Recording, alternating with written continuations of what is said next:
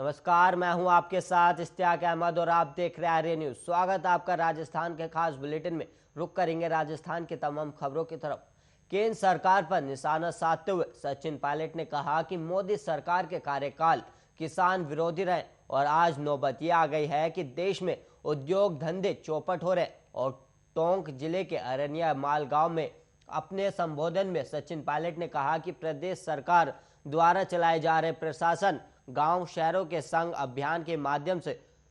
लोगों के रोजमर्रा के कामों को एक ही स्थान पर पूरा किया जा रहा है और उनकी समस्याओं का तत्काल निदान भी हो रहा है। और शिविर में सभी अधिकारी मौजूद रहते हैं और इन शिविरों का हमें ज्यादा से ज्यादा लाभ उठाना चाहिए। और केंद्र की विगत कांग्रेस सरकार और वर्तमान बीजेपी सरकार के शासनकाल के कार्यों की तुलना करते हुए पायलट ने कहा कि कांग्रेस ने 10 सालों में 18 करोड़ लोगों को गरीबी रेखा से ऊपर लाने का काम किया और बीजेपी के राज में उद्योग धंधे बंद हो गए और बेरोजगारी बेतहाशा बढ़ गई है। किसान आत्महत्या करने को मजबूर हो गए और कांग्रेस सरकार मनरेगा योजना लेकर आई थी और खाद्य सुरक्षा कानून, सूचना का अधिकार, शिक्षा का अधिकार कानून लागू किया गया था और जिससे गरीब, पिछड़ों, दलितों, किसानों, महिलाओं और नौजवानों को संबल मिला।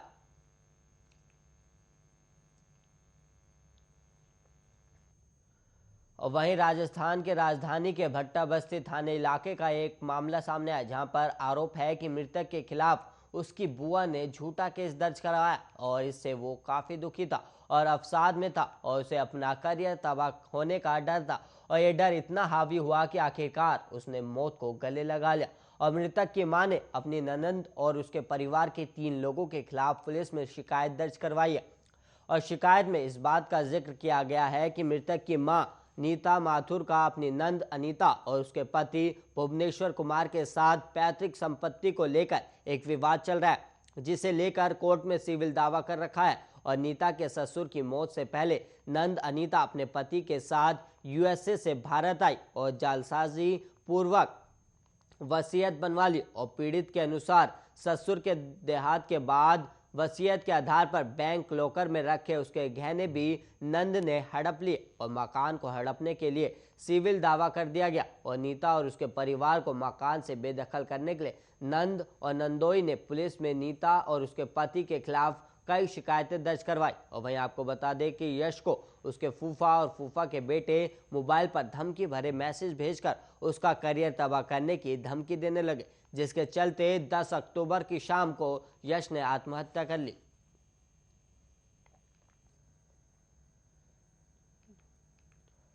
और वहीं सिंधी कैंप थाना इलाके में वोल्वो बस से एक निजी कंपनी के सीनियर असिस्टेंट मैनेजर के 2,23,000 रुपए नकदी चोरी होने का मामला सामने आया। और इस संबंध में पीड़ित अमित कुमार गोयल ने पुलिस में शिकायत दर्ज करवाई है। और शिकायत में इस बात का जिक्र किया गया है कि पीड़ित कंपनी का सामान खरीदने के लिए अंबाला से जोधपुर जाने के लिए रवाना हुआ था और पीड़ित ने 2,23,000 रुपए नगद लिफाफे में डालकर उसे तौलिए में लपेट बैग में रख चेन बंद कर दी थी और अंबाला से बस में सवार होकर जयपुर पहुंचा। और पीड़ित ने जयपुर से जोधपुर जाने के लिए सिंधी कैंप बस अड्डे से वोल्वो बस पकड़ी और बस में चढ़ने से पहले पीड़ित ने बैग में रखी नकदी को चेक किया और नकदी को चेक कर पीड़ित ने बैग की चेन बंद की और बस में अपनी सीट पर आकर बैठ गया। और इसके बाद सिंधी कैंप बस अड्डे से बस जोधपुर के लिए रवाना हुई और उसके 10 मिनट बाद ही एक आदमी ने कंडक्टर को बस रुकवाने के लिए कहा और बस से नीचे उतर गया। और इस पर जब कंडक्टर ने उस व्यक्ति से बस से नीचे उतरने का कारण पूछा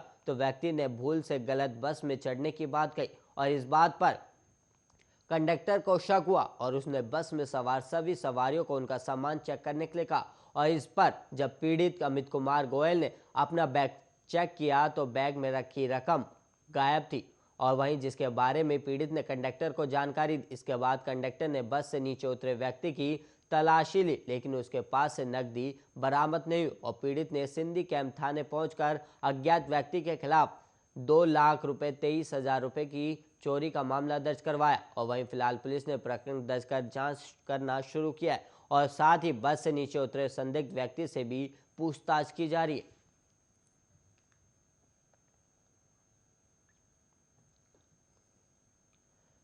और वहीं कोटा जंक्शन पर सोमवार देर रात 11:15 बजे एक इंजन के बेपटरी होने का मामला सामने आया, जिसके बाद अधिकारी मौके पर पहुंच गए और इंजन को रातों रात ही वापस पटरी पर चढ़ाया गया। और इस मामले में रेलवे प्रबंधन ने चालक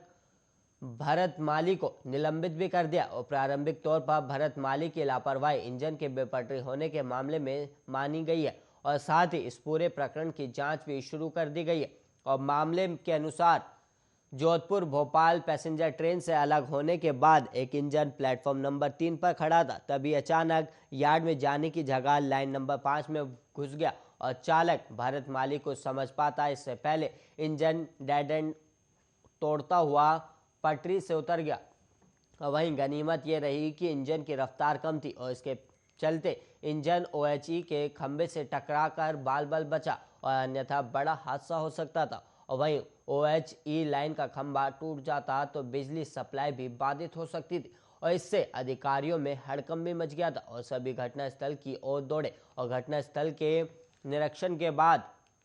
अधिकारियों ने दुर्घटना राहत ट्रेन बुलाने का निर्णय लिया और इसके बाद रात करीब 11:15 बजे हूटर बजाया गया। इसके बाद हाइड्रोलिक जैकों की मदद से इंजन उठाने का काम शुरू किया गया और इस मामले में जांच शुरू कर दी गई और इसके बाद ही क्लियर हो पाएगा कि चालक ने क्या बिना सिग्नल के ही इंजन को चला दिया था। और रेलवे सूत्रों का कहना है कि अगर इंजन सिग्नल मिलने के बाद चलता तो दुर्घटना नहीं होती और ये सीधा यार्ड में चला जाता, लेकिन सिग्नल नहीं मिलने के कारण पॉइंट सेट नहीं थे और इसके चलते ही इंजन डेड एंड में घुस गया और जिसके चलते ही चालक पर कार्रवाई की गई है। और वहीं जयपुर में झोटवाड़ा थाना इलाके में दर्ज मामले में पीड़िता ने सोनू चौधरी नामक के युवक का नाम लिया है और युवती झुंझुनू जिले की रहने वाली है और आरोप जयपुर में उसके पड़ोस में रहने वाले युवक सोनू पर है, जो पीड़िता के मुताबिक उसे कई दिनों से हैरान परेशान कर रहा था। और आरोप है कि दिनों सोनू जबरन पीड़िता के घर में घुसाया और अश्लील हरकतें करने लगा। जब पीड़िता ने आरोपी का विरोध किया और मदद के लिए चिल्लाने लगी तो आरोपी ने पीड़िता के साथ मारपीट करना शुरू कर दिया और साथ ही उसे जान से मारने की धमकी देकर अपना मुंह बंद रखने के लिए भी कहा। और इसके बाद आरोपी ने दुष्कर्म की वारदात को अंजाम दिया और वारदात के बारे में किसी को भी कुछ बताने पर पीड़िता को जान से मारने की धमकी देकर मौके से फरार हो गया। और आरोपी की धमकी से डरकर पीड़िता ने कई दिनों तक वारदात के बारे में किसी को कुछ भी नहीं बताया, लेकिन पीड़िता के व्यवहार में हुए बदलाव के चलते जब परिवार के सदस्यों ने उससे बात की तब आपबीती बताई गई और इसके बाद पीड़िता ने झोटवाड़ा थाने पहुंच सोनू चौधरी के खिलाफ दुष्कर्म का मामला दर्ज करवाया और फिलहाल पुलिस ने प्रकरण दर्ज कर आरोपी की तलाश शुरू कर दी। जयपुर के नागौर के कुचामन सिटी में छात्रा से हुए गैंगरेप के मामले में बीजेपी ने लव जिहाद करार दिया और बीजेपी ने गहलोत सरकार से विधानसभा में लव जिहाद के खिलाफ सख्त कानून बनाए जाने की मांग की है। और बीजेपी के प्रदेश प्रवक्ता और विधायक रामलाल शर्मा ने एक बयान जारी कर ये मांग की और शर्मा ने मंगलवार को जारी बयान में कहा कि छात्रा के साथ हुए गैंगरेप और संपूर्ण घटना के विरोध में सोमवार को कुचामन सिटी बंद रखा गया और इस पूरे प्रकरण में पुलिस भी संदिग्ध है। और शर्मा ने कहा कि कुचामन सिटी में छात्रा के साथ हुई यह घटना लव जिहाद का ही परिणाम है और उन्होंने कहा कि आरोपी ने फेसबुक पर गलत आईडी बनाकर पहले छात्रा को फंसाया और फिर जब छात्रा को इसकी जानकारी हुई तो उसके साथ ये कृत्य कर दिया गया। और शर्मा ने कुचामन में छात्रा के साथ हुई इस घटना की निष्पक्ष जांच कर दोषियों के खिलाफ सख्त से सख्त कार्रवाई की भी मांग की। और वहीं परिजनों का कहना है कि उनकी नाबालिग सिटी में एक इंस्टीट्यूट पर पढ़ने के लिए जाने को कह रहे घर से निकली थी और उसके बाद शाम को सूचना मिली कि वो कुचामन सिटी के होटल के पास बेहोशी की हालत में गिरी हुई है। जब उसे घर लाया गया तो वो होश में नहीं थी और पीड़िता ने अपने घर वालों को जानकारी दी। उसके मुताबिक उसको दो युवक सफेद कलर की कार में बैठाकर कुचामन ले गए और कोल्ड ड्रिंक में कुछ मिलाकर पिलाया। और फिलहाल पीड़ित पक्ष ने आरोप लगाया कि दोनों युवक ने उनकी बेटी का अपहरण कर ले गए और इसके बाद उसके साथ सामूहिक दुष्कर्म किया गया और उसकी वीडियो भी बनाई गई और पुलिस ने मामले में दो युवकों को गिरफ्तार कर लिया है।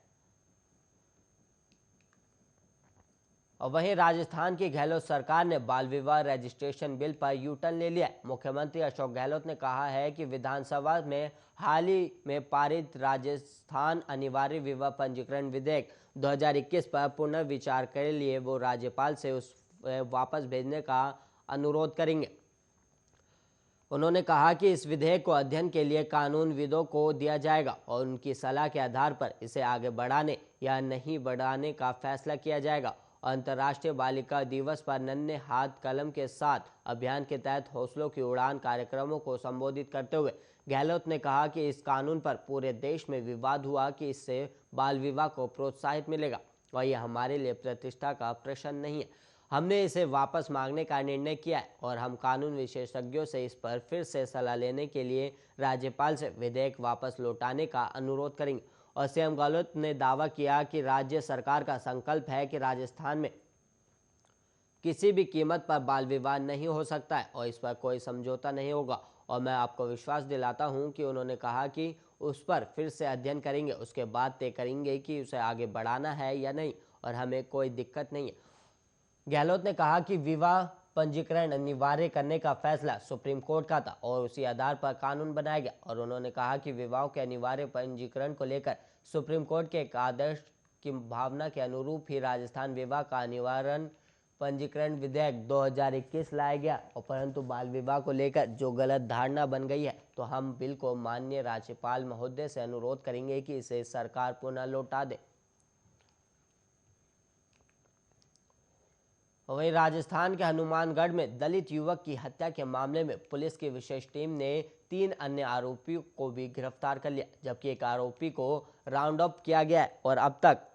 हत्या के संगीन मामले में पुलिस ने 7 आरोपियों को गिरफ्तार कर लिया, जबकि एक नाबालिग को भी इस केस में निरुद्ध किया गया। हनुमानगढ़ जिले के पीलीबंगा थाना क्षेत्र में दलित युवक की हत्या के मामले में गठित स्पेशल टीम लगातार आरोपियों की धरपकड़ कर रही है और सोमवार को पुलिस की उसी विशेष टीम ने 3 और आरोपियों को गिरफ्तार कर लिया, जबकि एक आरोपी को राउंड अप किया गया। और पुलिस अधीक्षक प्रीति जैन ने बताया कि बीती 8 अक्टूबर को गांव प्रेमपुरा निवासी दलित युवक जगदीश मेघवाल के पिता बनवारी लाल की तहरीर पर उसी के गांव के मुकेश और अन्य के खिलाफ अपहरण, हत्या और SC/ST एक्ट के तहत पीलीबंगा थाने में मुकदमा दर्ज किया गया था। और इस मामले की जांच सीओ रावतसर रणवीर सिंह मीणा कर रहे थे। और मामले की गंभीरता को मद्देनजर रखते हुए IG प्रफुल्ल कुमार के नेतृत्व में ASP नोहर राजेंद्र कुमार मीणा और सीओ रणवीर सिंह मीणा के सुपरविजन में थानाधिकारी पीलीभंगा इंद्र कुमार और SI हरबंस सिंह के साथ अलग अलग टीमों का गठन किया गया था।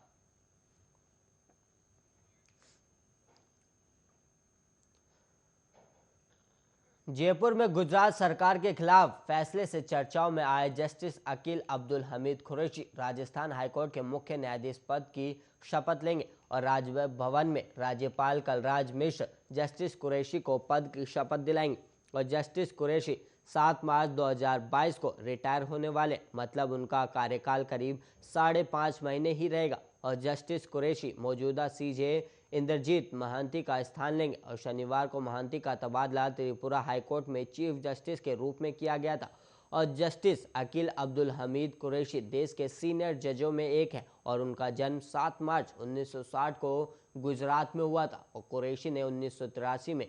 LLB की थी और उसके बाद उन्होंने गुजरात हाईकोर्ट में वकील के तौर पर प्रैक्टिस शुरू की थी। और साल 2005 में वो वकील कोर्ट से गुजरात हाईकोर्ट में जज बने और उसके बाद मुंबई हाईकोर्ट में भी जज रहे। और जानकारी के अनुसार जस्टिस कुरैशी के दादा गुलाम रसूल कुरैशी गांधी जी के साथ काम किए हुए हैं और उन्होंने सहयोगी के तौर पर दांडी यात्रा में हिस्सा लिया था। और वहीं जस्टिस कुरैशी के पिता हामिद कुरैशी सीनियर वकील रहने के साथ ही साबरमती आश्रम संरक्षण और स्मारक ट्रस्ट के ट्रस्ट भी रहे थे।